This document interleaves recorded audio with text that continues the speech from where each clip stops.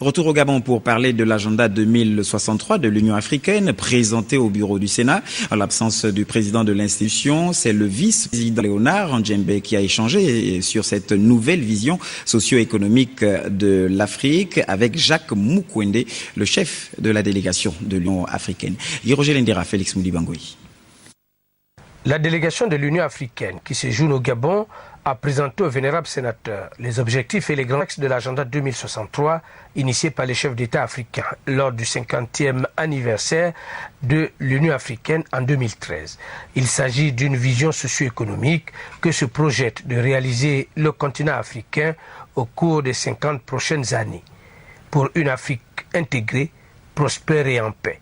La rencontre du Sénat a donné l'occasion au vénérable sénateur de s'approprier le dit projet socio-économique.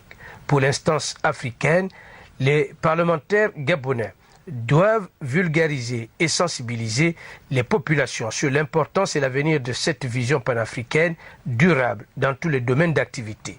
Jacques Moukwende, le chef de la délégation de l'Union africaine, y croit à une Afrique que nous voulons tous, tout en impliquant les acteurs africains afin qu'ils soient en phase avec cet agenda par rapport aussi aux plans nationaux de développement, le cas du plan stratégique Gabon émergent au Gabon.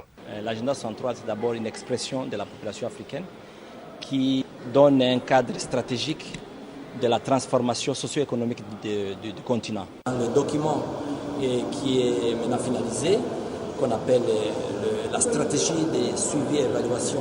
On essaie de montrer les responsabilités de chacun et même on va jusqu'au niveau le plus bas qui est le niveau individuel.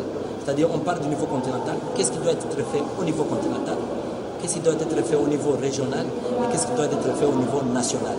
Selon l'Union africaine, l'agenda 2063 sera mis en œuvre à travers 10 plans quinquennaux d'ici 50 ans.